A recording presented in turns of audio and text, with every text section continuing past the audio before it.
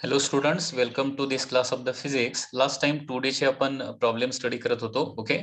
Next problem is problem number 26. The velocity of projectile at the initial point A is 2I plus 3j meter per second. Velocity at point B is म्हणजे velocity of projection तुम्हाला दिलेला आहे. Velocity of projection that is u bar is equal to 2I plus 3j meter per second. Okay, this is the velocity of projection. B पॉइंटची velocity म्हणजे striking velocity विचारलंय तुम्हाला. Striking velocity. आता striking velocity जी आहे याच्यामध्ये लक्षात घ्या, प्रोजेक्टाईल मोशन मध्ये हॉरिझॉन्टल कंपाऊंड चेंज होत नाहीये, त्याच्यामुळे horizontal velocity as it is 2I cap राहणार आहे. आणि व्हर्टिकल कंपाऊंड मात्र काय होतो, प्लसचा फक्त मायनस होतो. So -3j cap. So answer फक्त काय होणार आहे, तर प्लसचं मायनस साइन फक्त करायचं आहे आणि आन्सर लिहायचं आहे. So answer will B A answer. Okay. Next 27 number. Horizontal range and maximum height of the projectile are equal. The angle of projection is. आता इथं 27 मध्ये किती इझी क्वेश्चन आहेत बघा. Horizontal range is equal to maximum height in the projectile motion. बरोबर आहे ना. Range आणि मॅक्सिमम हाईट दोन्ही हे काय दिलेले आहेत, सेम दिलेले आहेत. ओके. आता रेंजचा फॉर्म्युला काय असतो, 2ux uy बाय g असतं. बरोबर. रेंजचा फॉर्म्युला असतो 2ux uy बाय g आणि hmaxचा फॉर्म्युला असतो uy square by 2g. Okay. Here g and g get cancel. 1 uy and uy get cancel. So on LHS 2 ux is remaining, on RHS uy by 2 is remaining. Okay. And therefore uy divided by ux will be equal to 4 येणार. uy divided by ux will be equal to 4. लक्षात येतंय. आता uy by ux is equal to 4 असेल, uy divided by ux is equal to 4 येते. आता uy by ux म्हणजेच tan theta असतं, हे तुम्हाला माहिती पाहिजे.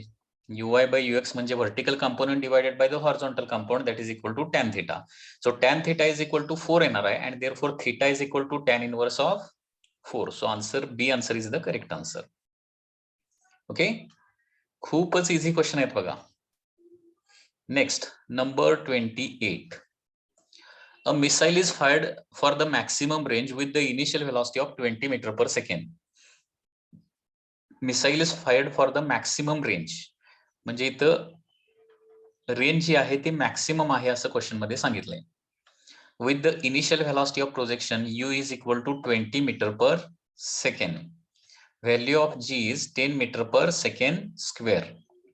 द रेंज ऑफ मिसाईल आपल्याला कॅल्क्युलेट करायला सांगितलंय. मग आता मॅक्सिमम रेंजचा फॉर्म्युला माहिती आहे ना. मॅक्सिमम रेंजचा फॉर्म्युला काय असतो, that is U square by 2g असतो. Okay. You square by G असतो, sorry U square by G only. Okay. हा फॉर्म्युला आठवत नसेल तर बेसिक फॉर्म्युल्यावरून काढू शकताय. बेसिक फॉर्म्युला तुमचा काय बघा, 2ux uy बाय जी हा रेंजचा फॉर्म्युला आहे. बरोबर आहे ना. 2ux uy डिवायडेड बाय जी आहे. ठीक आहे. आणि रेंज मॅक्सिमम कधी असते, अँगल ऑफ प्रोजेक्शन 45 डिग्री असतानाच रेंज मॅक्सिमम असते. ओके. अदरवाइज आरमॅक्सचा फॉर्म्युला पाठ पाहिजे तुम्हाला.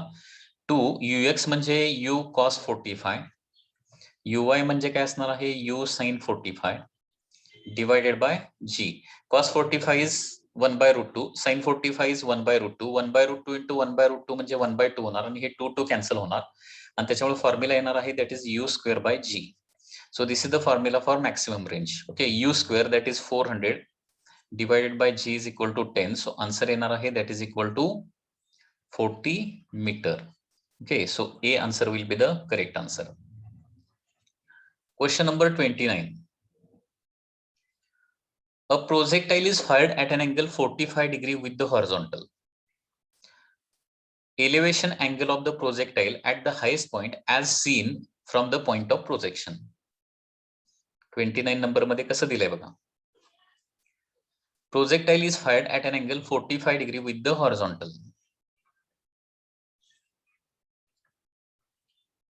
29 नंबर. So projectile motion या पद्धतीने येणार आहे. ओके.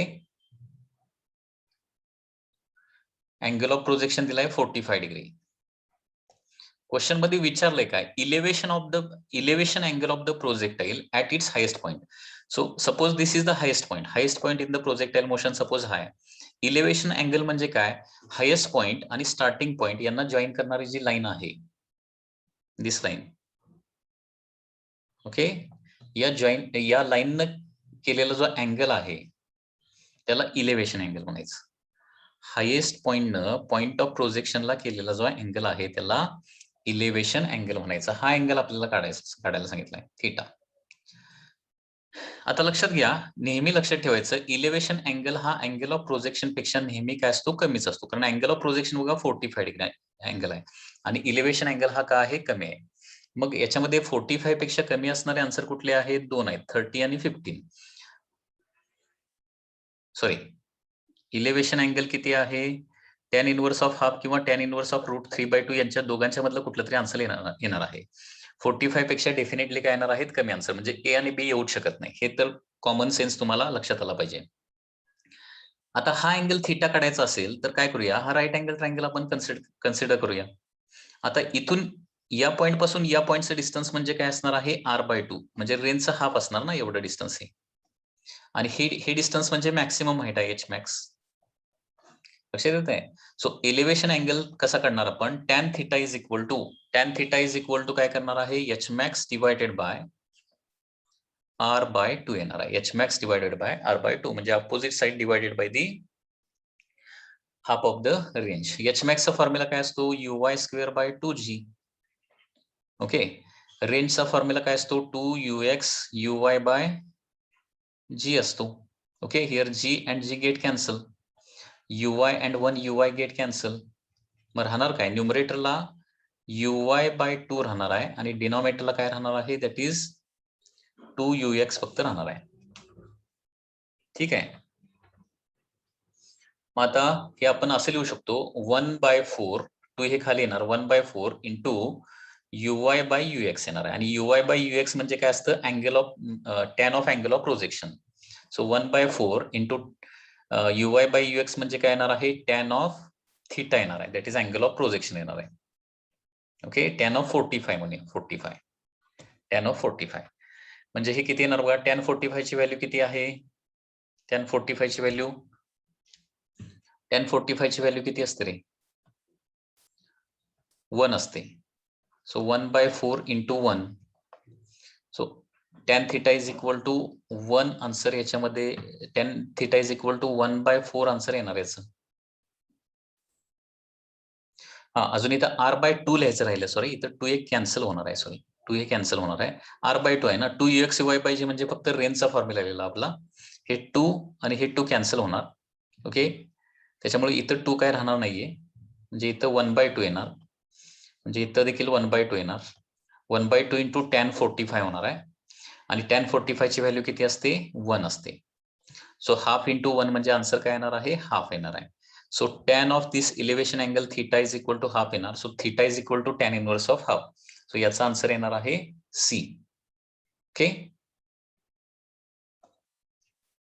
तिथं रेंजचा फक्त फॉर्म्युला लिहिला, r/2 लिहायला पाहिजे होतं. Okay, next question number 30.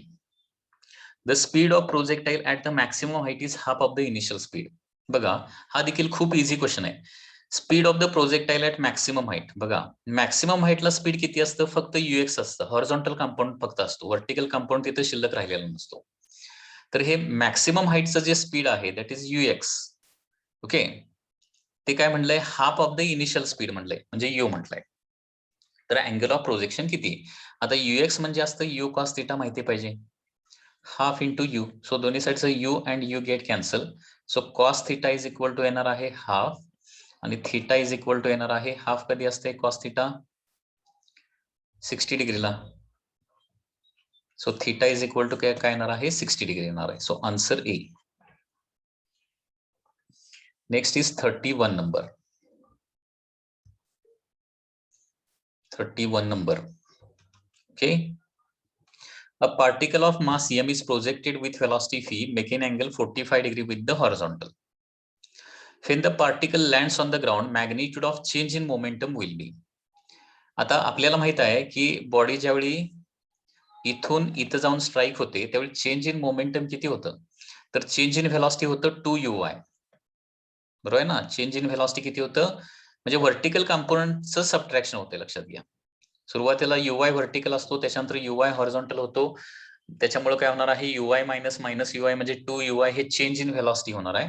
Change in velocity. So change in momentum म्हणजे काय येणार आहे? याला फक्त मासनं मल्टिप्लाय करायचं. So change in momentum in entire trajectories म्हटलंय ना. हा, स्टार्टिंग पॉइंट पासून लँडिंग पर्यंत.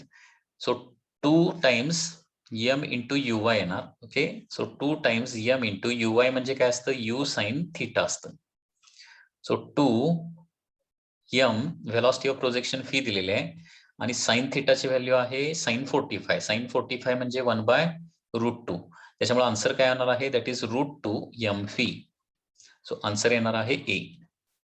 हे answer is the correct answer.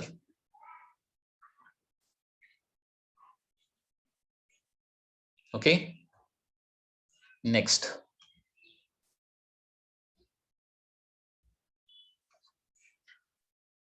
(32 number). For angle of projection of a projectile at angle 45 minus theta and 45 plus theta, horizontal range described by the projectile are in ratio. आता हे दोन angle जे आहेत ते 45 minus theta आणि 45 plus theta दिले. तर हे दोन अँगल जे आहेत ते कसे अँगल असणार आहेत?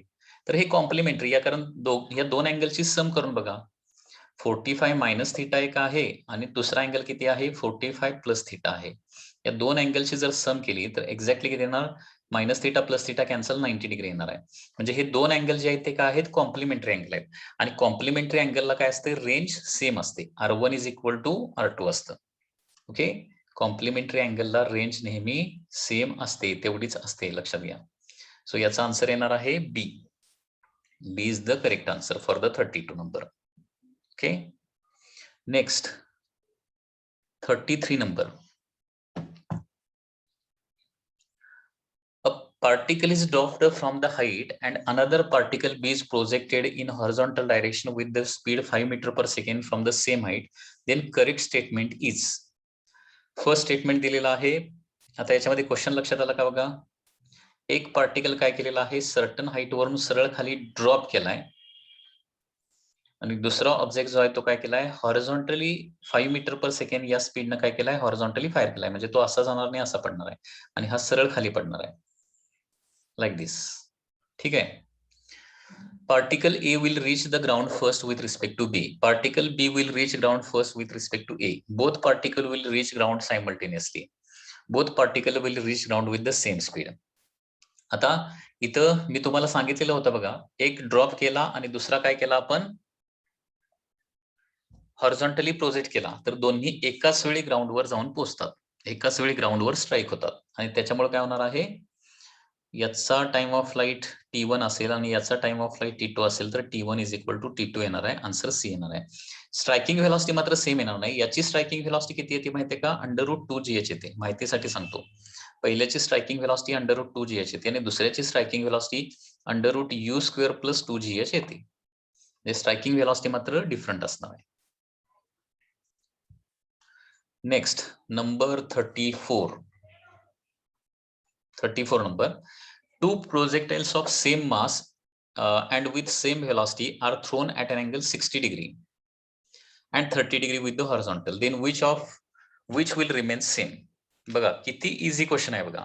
पुन्हा एकदा 60 डिग्री आणि 30 डिग्री अँगल हे दोन अँगल जे आहेत हे काय आहेत? कॉम्प्लिमेंटरी अँगल आहेत. कारण दोघांची सम केली तर किती येणार आहे? एक्झॅक्टली 90 डिग्री येणार आहे. आणि कॉम्प्लिमेंटरी अँगलला काय असते? रेंज फक्त सेम असते. टाइम ऑफ फ्लाइट आणि मॅक्सिमम हाईट सेम नसते. ओके, सो याचा आन्सर बी येणार आहे. 35 number. A body A of mass capital M is thrown with velocity v at an angle 30 degree with the horizontal, and another body B of same mass is thrown with the same speed at an angle 60 degree with the horizontal. पुन्हा एकदा तसाच question आहे बघा. Ratio of horizontal range of A and A to the B will be. काय answer येणार सांगा पडदिशी?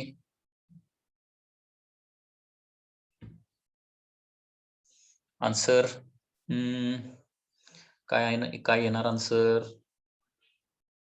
काय येणार आन्सर? बी येणार. Okay, next 36 number. लवकर आठवलं नाही की असं करायचं. Okay, next 36 number.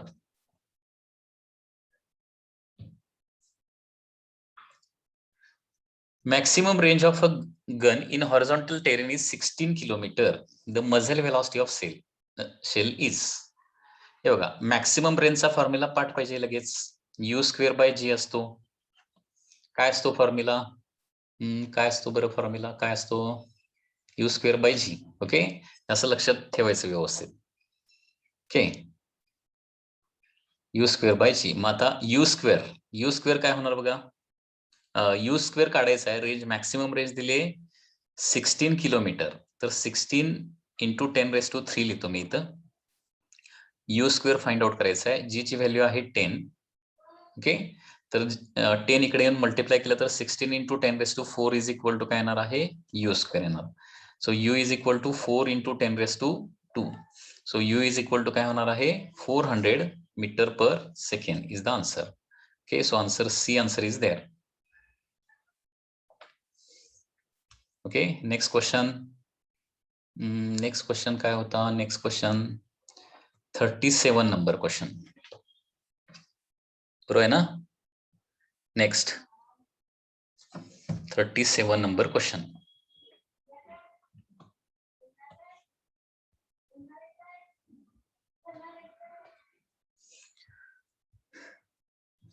A particle A and B are moving. आता हे सर्क्युलर मोशनचे क्वेश्चन आहेत बघा. Particle A and B are moving in a uniform circular motion in a concentric circle of radii RA and RB with the speed VA and VB respectively. Their time periods of rotation is same. Ratio of angular velocity of A to angular velocity of B विचारलंय. Angular velocity of A to angular velocity of B. आता angular velocity म्हणजे 2π/t असतं time period. Okay, कारण time period म्हणजे 2π/ω. Omega म्हणजे 2π/, okay, time period. So angular velocity of A to angular velocity of B म्हणजे time period of B to the time period of A. आता दोघांचं speed कितीही असू दे, radius कितीही असू दे, दोघांचं टाइम पिरियड जर सेम असेल तर अँग्युलर व्हेलॉसिटी काय येणार आहे? सेमच येणार आहे. तर टाइम पिरियडचा रेशो 1:1 दिलाय, तर अँग्युलर व्हेलॉसिटीचा रेशो देखील काय येणार आहे? 1:1च येणार आहे. Okay, next 38 number. Next question कुठला आहे? Next question 38 number. Particle starting from the rest moves in a circle of radius r. It attains the velocity v0 meter per second in nth round. Angular acceleration will be. बघा, particle starting from the rest and moves in a circle of radius r attains a velocity v0 meter per second in nth round. Okay, angular acceleration. आता बघा, हे आपण काय करूया, सगळं information जे आहे स्टार्टिंग फ्रॉम रेस्ट म्हणजे इनिशियल अँग्युलर व्हेलॉसिटी 0 घेऊया. त्याच्यानंतर फायनल किती व्हेलॉसिटी झाली आहे? v0 झाली आहे लिनियर व्हेलॉसिटी, म्हणजे अँग्युलर व्हेलॉसिटी झालेली असणार आहे v0/r, he final angular velocity. And in nth round असं म्हणलंय. आता एक राऊंड म्हणजे 2π अँग्युलर डिस्प्लेसमेंट असते, माहिती पाहिजे. एक राऊंड म्हणजे 2π. मग n राऊंड म्हणजे अँग्युलर डिस्प्लेसमेंट किती होणार आहे? 2π इंटू n होणार. लक्षात येते का? अँग्युलर डिस्प्लेसमेंट जी आहे ती एका राऊंडला येणार आहे. अँग्युलर डिस्प्लेसमेंट एक रिव्होल्यूशन कंप्लीट झालं की 2π, आणि असे n राऊंड्स कंप्लीट झाले, n रिव्होल्यूशन कंप्लीट झाले की 2πn एवढी होणार आहे. आता इथं आपल्याला अँग्युलर ऍक्सेलरेशन काढायचं आहे. आता बघा, याच्यामध्ये कुठलं इक्वेशन वापरावं लागेल आपल्याला? थर्ड कायनेमॅटिक इक्वेशन वापरूया. ω1, ω2 आणि थीटा माहिती आहे ना. थर्ड कायनेमॅटिक इक्वेशन काय आहे? ω2² is equal to ω1² plus 2α into theta. v² is equal to u² plus 2as equation आहे ना, ते वापरतोय. ω2² म्हणजे v0²/r². ω1 तर 0च आहे. 2α, थीटा आहे 2πn. ओके, हे इकडे जाऊन डिवाइड होणार आहे आणि अल्फा येणार आहे v0² divided by, okay, 4πn. v0² divided by 4πn आणि r² राहिलं काय? r². 4πn r². So answer काय येणार आहे? C answer will be there. Okay, C answer is there. Next.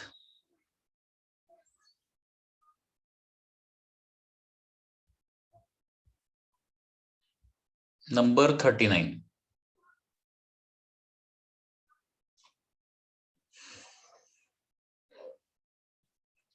In the given figure, acceleration is equal to 15 meter per second square represent the total acceleration of particle moving in a clockwise direction. Okay. In the given figure, acceleration किती दिलाय 15 meter per second square दिलाय. Represents the total acceleration of the particle moving in a clockwise direction of circle in a circle of radius 2.5 meter at the given instant of time. The speed of particle is. Okay. Speed of particle आपल्याला find out करायचं आहे.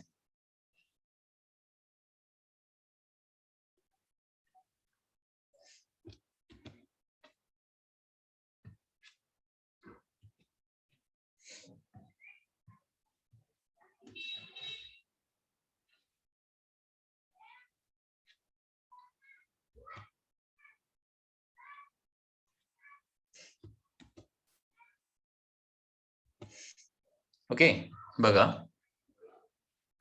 इथं कसं होणार आहे.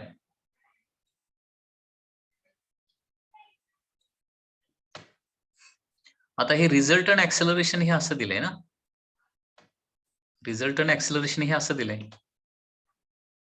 बरोबर आहे ना. आता ही जी आहे ती युनिफॉर्म सर्क्युलर मोशन डेफिनेटली नसणार आहे, कारण का याला काय असणार आहे, सेंट्रिपेटल ऍक्सेलरेशन असणार आणि टँजेन्शियल ऍक्सेलरेशन पण असणार आहे. आणि या दोघांचा रिझल्टंट म्हणजे काय असतं, टोटल ऍक्सेलरेशन असतं. काय सांगितलं लक्षात येते का बघा. नॉन युनिफॉर्म सर्क्युलर मोशन मध्ये सेंट्रिपेटल ऍक्सेलरेशन तर असणारच आहे, ते along the radius toward centre असतं. आणि दुसरी गोष्ट म्हणजे टँजेन्शियल ऍक्सेलरेशन देखील असतं. So this is centripetal acceleration, this is the tangential acceleration, आणि या दोघांचा रिझल्टंट म्हणजे काय येणार आहे, टोटल ऍक्सेलरेशन येणार आहे. लक्षात येते. आणि हा अँगल दिलाय बघा 30 डिग्री, हा अँगल 30 डिग्री दिलाय. आता हा राईट अँगल ट्रायंगल जर कन्सिडर केला, ओके, ही कन्सेप्ट व्यवस्थित लक्षात घ्या. पुन्हा एकदा सांगतोय, सपोज अशा प्रकारे एक सर्क्युलर मोशन आहे. ओके, पार्टिकल इथं आहे, तर टोटल ऍक्सेलरेशनची डायरेक्शन कशी असते बघा, सेंट्रिपेटल ऍक्सेलरेशन असतं along the radius toward centre, बरोबर. म्हणजे युनिफॉर्म सर्क्युलर मोशन असेल तर एवढं एकच ऍक्सेलरेशन असतं, परंतु नॉन युनिफॉर्म सर्क्युलर मोशन असेल म्हणजे स्पीड वाढत असेल किंवा कमी होत असेल, स्पीड वाढत असेल तर टँजेन्शियल ऍक्सेलरेशन देखील असतं. आणि दोघांचा रिझल्टंट म्हणजे काय असणार आहे, या दोघांचा रिझल्टंट म्हणजे असतं टोटल ऍक्सेलरेशन. हे असं मध्ये येणार, लक्षात घ्या. हे टोटल, हे सेंट्रिपेटल आणि हे टँजेन्शियल, हे नेहमी लक्षात ठेवा. ओके, इथं टोटल ऍक्सेलरेशन दिलेलं आहे 15 आणि त्याचा अँगल पण दिलाय सेंट्रिपेटल बरोबर. आता इथं cos 30 आपण अँगल जर घेतला, cos 30 म्हणजे काय येणार आहे, that is centripetal acceleration divided by total acceleration येणार आहे. ओके, म्हणजे याच्यावरून काय करूया, सेंट्रिपेटल काढूया अगोदर. So centripetal is equal to a cos 30 होणार आहे.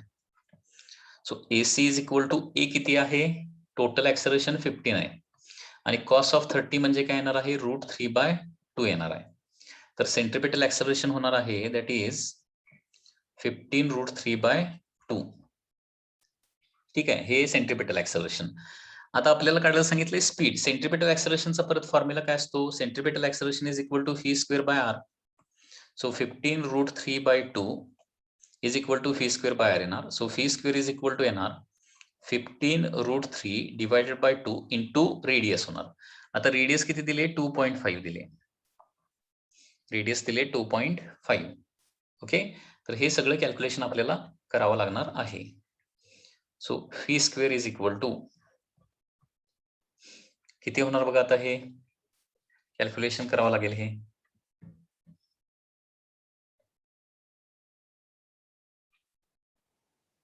सो हे कॅल्क्युलेशन सगळं केलं तर फीचं आन्सर येतं 5.7. So answer is C. Calculation करत असताना इथं √3 ची व्हॅल्यू पाठ पाहिजे तुम्हाला, 1.732 असते.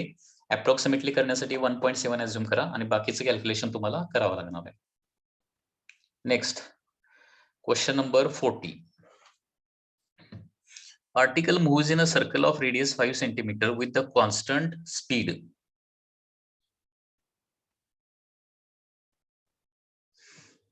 Particle moves in a circle of radius 5 centimeter. Radius आहे 5 centimetre with the constant speed and time period 0.2 pi second. त्याचा टाइम पिरियड देखील दिलाय 0.2 pi second. The acceleration of the particle. आता कॉन्स्टंट स्पीड म्हणजे युनिफॉर्म सर्क्युलर मोशन, आणि uniform circular motion मध्ये एकच acceleration असतं, ते म्हणजे centripetal acceleration, that is omega square into r. Okay, तर ओमेगा स्क्वेअर म्हणजे काय येणार आहे 2 पाय बाय टी याचा square into radius. Okay, so 4 pi square divided by काय होणार आहे 0.2 चा स्क्वेअर 0.04 पाय स्क्वेअर होणार. ओके, इंटू रेडियस किती आहे 5 centimetre, that is 5 into 10⁻². Okay, pi square get cancel, आणि इथं 4 डिवायडेड बाय 0.04 म्हणजे हे 10⁻² होणार आहे.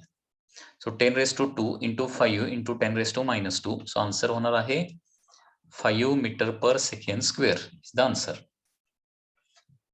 Okay, 5 metre per second square. Next, number 41.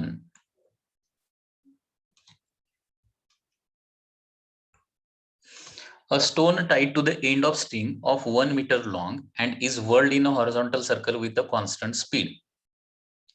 If the stone makes 22 revolution in 44 seconds, what is the magnitude and direction of acceleration of the stone? Okay.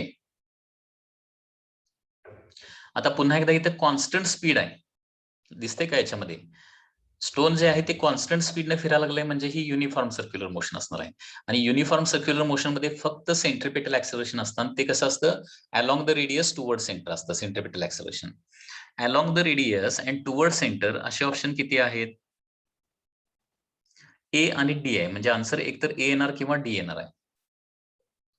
Okay, आता इथं काय करूया, रेडियस किती दिले 1 मीटर दिले, म्हणजे स्ट्रिंगची लेंथ म्हणजे रेडियस होणार आहे. It makes 22 revolution in 44 second, म्हणजे फ्रिक्वेन्सी येणार आहे 22 divided by 44, that is 1/2 revolution per second. बरोबर आहे ना? 22 रिव्हॉल्युशन्स पर सेकंड किती येणार आहे पर 44 सेकंड येणार आहे. So 1/2 RPS. आणि सेंट्रिपिटल ऍक्सेलरेशनचा फॉर्म्युला असतो ओमेगा स्क्वेअर इंटू रेडियस, म्हणजे 2 पाय एन. ओमेगा म्हणजे 2 पाय एन स्क्वेअर इंटू रेडियस, म्हणजे काय येणार आहे 4 pi square n square into radius, म्हणजे काय येणार आहे 4 पाय स्क्वेअर एन स्क्वेअर म्हणजे 1/4 होणार इंटू रेडियस 1. सो आन्सर काय येणार आहे पाय स्क्वेअर. सो आन्सर येणार आहे A is the answer. Okay, A is the answer. Next 42 number. Particle moves in a circle of radius 20 by pi meter. So radius is given as 20 divided by pi meter with a constant tangential acceleration. म्हणजे इथं tangential acceleration म्हणजे non uniform circular motion आहे. If the velocity of particle is 80 meter per second at the end of second revolution. पार्टिकलची velocity किती झाली आहे 80 metre per second झाली आहे at the end of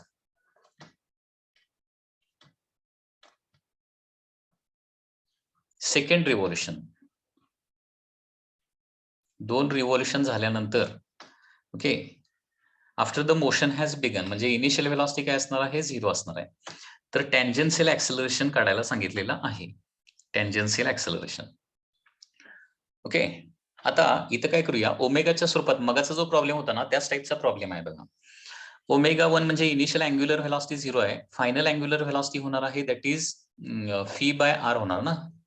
so fee म्हणजे आहे 80 आणि रेडियस आहे 20 डिवायडेड बाय पाय, म्हणजे काय येणार आहे पाय बाय 4 पाय, ही काय येणार आहे फायनल अँग्युलर व्हेलॉसिटी येणार आहे 4 पाय. ओके, आणि अँग्युलर डिस्प्लेसमेंट 2 रिव्होल्युशन म्हणजे अँग्युलर डिस्प्लेसमेंट किती आहे एका रिव्होल्युशनला 2 पाय, 2 रिव्होल्युशनला इंटू 2 होणार आहे. सो अँग्युलर डिस्प्लेसमेंट होणार आहे 4 पाय.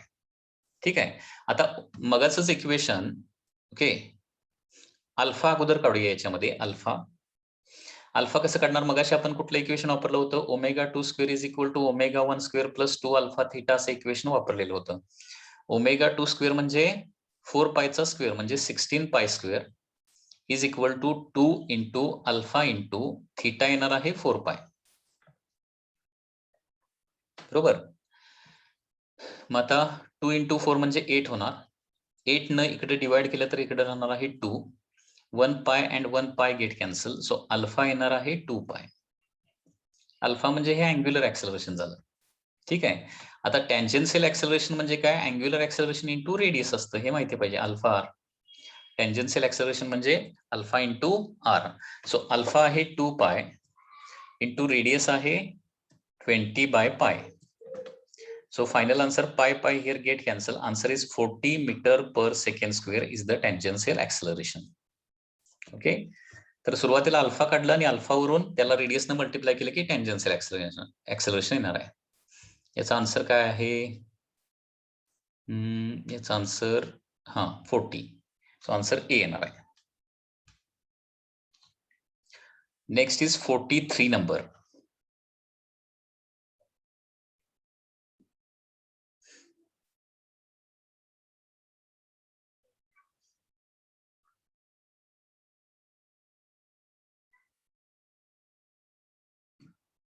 Okay. Two particles m and m moving in a circular path having radius r and r if their time periods are same, ratio of angular velocity. हा previous question already आपण सोडवलेला आहे. angular velocity time period वर depend असते. Time period same असेल तर angular velocity देखील सेमच येणार आहे. So answer is C. After that next is 44 number. Two racing cars of masses m1 and m2 are moving in a circles of radii r1 r2 respectively. Their speeds are such that each makes complete circle in the same time. Ratio of angular speed of first to the second. 44 परत repeat question आहे तसाच. हे बघा, दोघे काय दिलेत, same time मध्ये काय करतात, वन सर्कल कंप्लीट करतात. म्हणजे दोघांचा टाइम पिरियड काय असला पाहिजे, सेम. आणि दोघांचा टाइम पिरियड जर सेम असेल तर रेशो ऑफ अँग्युलर व्हेलॉसिटी पुन्हा एकदा काय येणार आहे, 1:1 येणार. म्हणजे अँग्युलर स्पीड जे आहे ते व्ही किंवा आर वर डिपेंड नसून ते टाइम पिरियड वर डिपेंड असतं, लक्षात घ्या. किंवा व्ही बाय आर दोघांचं सेम येत असेल तर काय असणार आहे, अँग्युलर व्हेलॉसिटी सेम येणार आहे. Next is 45 number. Body is whirled in a horizontal circle of radius 20 centimeter. So radius is given as 20 centimeter. It has angular velocity 10 radian per second. Angular velocity 10 radian per second. What is the linear velocity at any point on the circular path?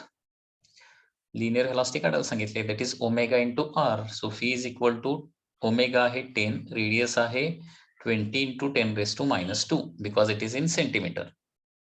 Okay. So 200 into 10 raised to minus 2 म्हणजे 2 येणार आहे, 2 meter per second. So answer is D. Next number is 46. The angular speed of flywheel making 120 revolution per minute is. म्हणजे इथं n दिलेला आहे 120 revolutions per minute म्हणजे RPM दिलंय. RPM ची इन्फॉर्मेशन असेल तर अगोदर काय करायचं, RPS मध्ये कन्वर्जन करायचं. सो डिवाइडेड बाय 60 केल्यावर काय येणार आहे, 2 रिव्हॉल्युशन पर सेकंड येणार आहे. So this is the n. झालं. आता याच्यानंतर अँग्युलर स्पीड करायचं. अँग्युलर स्पीड म्हणजे येणार आहे 2 pi into n. So 2 pi into n येणार आहे 2. सो आन्सर येणार आहे 4 pi radian per second. So answer is a answer. Okay.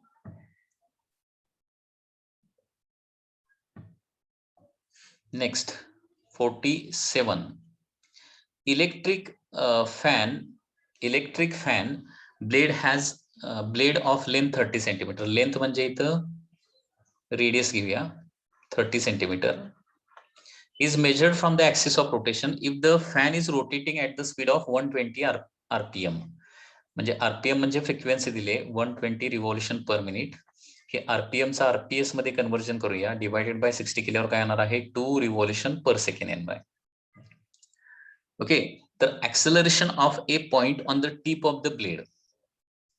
तर ऍक्सेलरेशन आता हे कॉन्स्टंट स्पीडने रिव्हॉल्व व्हायला लागलंय ना, 120 आरपीएम न कंटिन्युअसली रिव्हॉल्व व्हायला लागलंय.